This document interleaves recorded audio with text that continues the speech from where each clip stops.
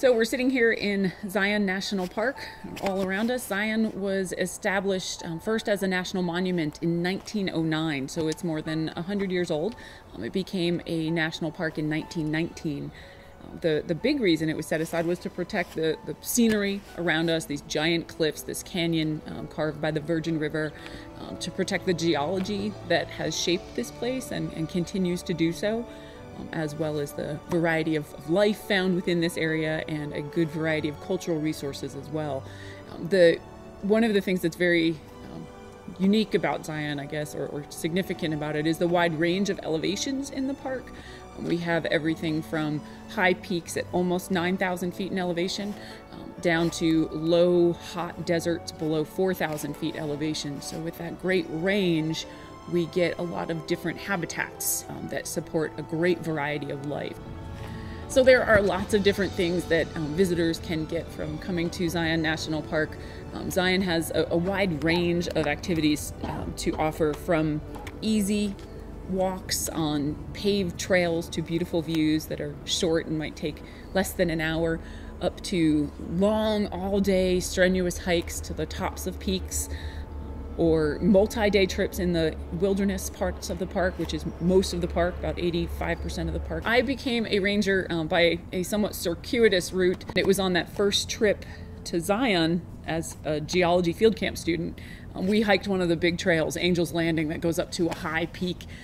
And I couldn't believe that I had seen little houses in this town that we drove through. And I asked a friend, how did people get so lucky to live in a place like this? And he kind of joked, well, you could be a park ranger. And I think that planted a little seed that stuck in the back of my head. And when I was able to finish grad school, I threw everything in my car and moved out to southern Utah to volunteer at Arches National Park.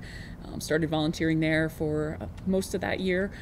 And then after that, started working seasonally for the Park Service and worked at several different parks in Utah, Arches, Capitol Reef National Park, Canyonlands National Park, and then moved out into some of the California parks like Joshua Tree and Death Valley, and then here to Zion, which is kind of coming back to the place that started it for me, and I'm probably going to be here for a really long time. I think I became a park ranger for a number of reasons. I did not grow up thinking I would be a park ranger, but I did go to a lot of parks as a kid and remembered camping and hiking and visiting rangers and things like that as a kid. And then as I went to college, I studied a whole bunch of different things and minored in environmental studies, and sort of really do believe in the mission of the Park Service to protect not only our wildlands for actually the plants and the animals and the scenery purposes, but to have these places where people can come and visit. And I love the part about the job where I get to walk around and talk to people, whether that's in the trail or a visitor center. I really do love seeing people from all over the United States and actually all over the world coming to the national parks and experiencing them for themselves. And I think that's my favorite part of the job is getting to share a wonderful place with other people. So what made me become a park ranger? As a child, I grew up around Michigan and the Great Lakes. We did a lot of camping and family trips, and we also had a cottage in northern Michigan. So I spent a lot of time outdoors as a child. And when I went into college, I actually studied graphic design and realized I didn't want to be stuck inside. I had this urge to go outdoors, and I would spend my summers and my spring breaks traveling all around the western United States. And when I found out the opportunity to partake in an internship called the Student Conservation Association, they placed me with the National Park Service. And through that, I fell in love with the National Park Service, and I have been here at Zion National Park for just about 2 years. And before that, I did my internship at Sunset Crater Volcano National Monument in Flagstaff, Arizona. So I've come all the way from Michigan and fallen in love with the desert and the mountains, and it really touches my heart, and I want to share this experience and help others to find their connection to nature as well. Okay, there are many different types of park rangers in the National Park Service. I am the type that is called an interpretive park ranger, which means I help to interpret the resources for park visitors. Basically a naturalist is what a lot of folks would know that as. We work at the contact stations, the visitor center, the museum, and answer visitor questions. We offer ranger programs from evening campground talks to guided hikes, and sometimes shorter talks or orientation kind of things.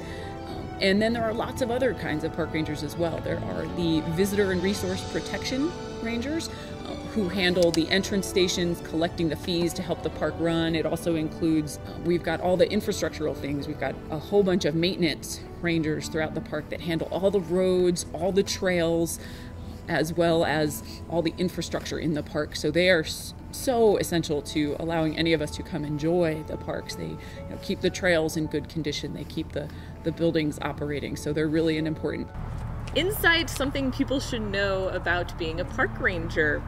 We actually get to live right here in America's national parks. As a seasonal park ranger, they allow us to live in housing. Of course, we still pay rent, but I get to wake up every morning with this view right out my bedroom window.